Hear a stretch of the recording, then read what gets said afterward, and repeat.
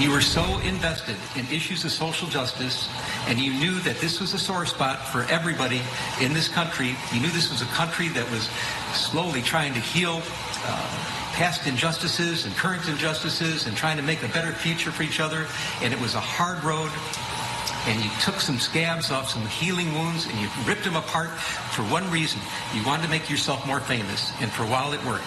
Turns out that you're not a victim of a hate crime. You're not a victim of a racial hate crime. You're not a victim of a homophobic hate crime. You're just a charlatan pretending to be a victim of a hate crime. There, a judge in Chicago speaking to Jussie Smollett ahead of his sentencing just a few moments ago. Within the hour, the actor sentenced by a judge to 30 months of felony probation, 150 days in a Cook County jail, along with a fine. He was convicted last year of staging a racist and homophobic attack on himself and then lying about it to Chicago police. A bizarre moment then followed in court when Smollett insisted multiple times that he is innocent and he is not suicidal. Take a listen. No, I would just like to say to Your Honor that I am not suicidal. That's what I would like to say. Okay. I am not suicidal. Okay. I am not suicidal. I am innocent, and I am not suicidal. If I did this, then it means that I stuck my fist in the fears of Black Americans in this country for over 400 years and the fears of the LGBTQ community. Your Honor, I respect you and I respect the jury, but I did not do this. Joining us now, attorney Rachel Fezay. Rachel, I'd like you to pull back the curtain here a little bit in terms of what the judge just said there, clearly frustrated by the crime that happened. The judge went through about 30 to 35 minutes of pre-sentencing discussion before he sentenced Mr. Smollett, and he really had a lot to say. He had clearly thought about this quite a bit, and his dialogue was a little bit going on, winding and winding. He really felt that he had done this to elevate his own celebrity, to make himself more important. He thought that he'd ruined his own life in a lot of ways by staging this crime. He clearly thought he had done damage to actual hate crimes victims. And it was unclear from all of the words he said where exactly he was going to go. And then he reached and put down his sentence, which was, I think, pretty fair, actually.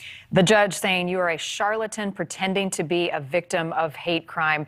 Rachel, it seemed as though his legal team was pulling at some straws in that final moment, saying, while we appeal this, we'd like him to come stay at my apartment. The judge clearly was not going to go with that. They were just reaching into their back pocket for anything they could find because the sentencing starts right now. He's sentenced to 30 months probation, 150 days worth of jail time in Cook County Jail, not the penitentiary center, but 5 months in Cook County, and it started now. So I don't know that his team expected the sentence to immediately begin, but they started reaching at straws like, let's stay this, we're going to appeal it. Can we stay the sentence pending the appeal?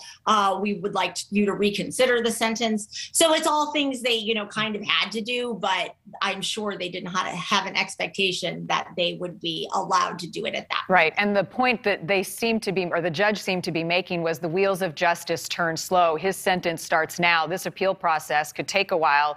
At that point, he'll be out of jail in 150 days.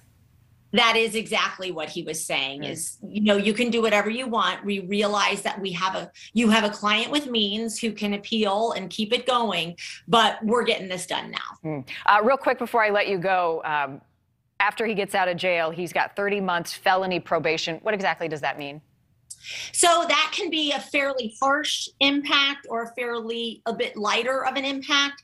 And in this case, 30 months is a very long time for probation. However, he is allowed to travel and he's allowed to call into his court monitored probation.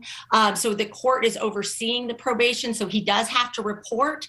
But unlike some probation sentences, he is free to travel. The judge seemed to realize that he needed this freedom freedom, really to keep up with his career and do what he has to do in order to continue into evolving in his career. So it's a harsh sentence, but at the same time, it's somewhat forgiving in that he's allowed to do what he needs to do.